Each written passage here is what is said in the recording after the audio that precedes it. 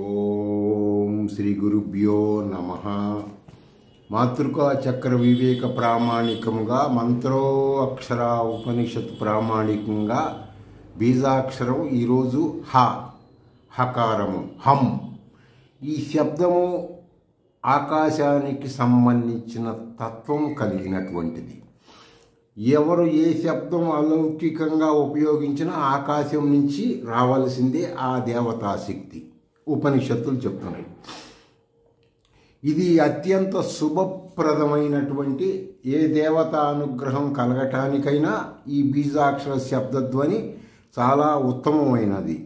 ఈ మంత్ర శబ్దానికి సంబంధించినటువంటి ధ్వని ద్వారా ప్రతి ఏ ఆధ్యాత్మిక కార్యక్రమంలో చేసేటప్పుడైనా ఈ రెండు హం ఆకాశ తత్వాత్మనే అని చెప్పి అక్కడ ఆ యొక్క ద్రవ్యము ఆ దేవతకి సమర్పిస్తారు. ఈ సనాతనమైనటువంటి పూజల్లో ఈ శబ్దముతో పుష్పము అనేటువంటిది ఎక్కువగా సమర్పిస్తారు. పుష్పము ఎందుకు సమర్పిస్తారంటే అది సహజ సిద్ధమైనటువంటిది కదా. పుష్పం న్యాచురల్ కాదు కదా, ఆర్టిఫిషియల్గా తయారు చేసింది కాదు కదా. సహజంగా వచ్చేది పుష్పం.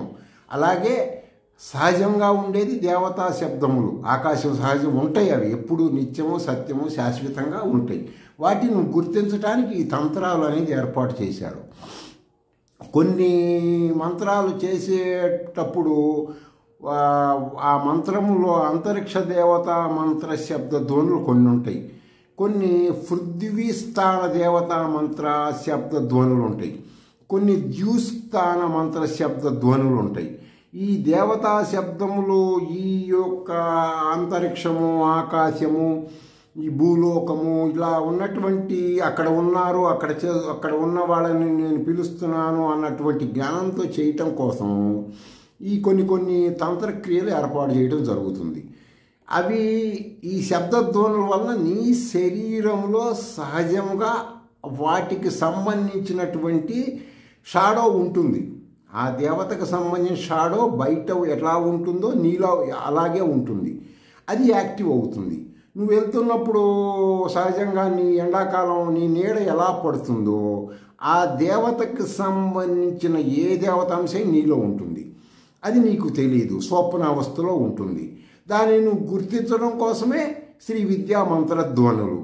అంతేగాని వాటిని గురించి ఇంకా వివరంగా లోతుగా చెబితే మీరు శృతుల ద్వారా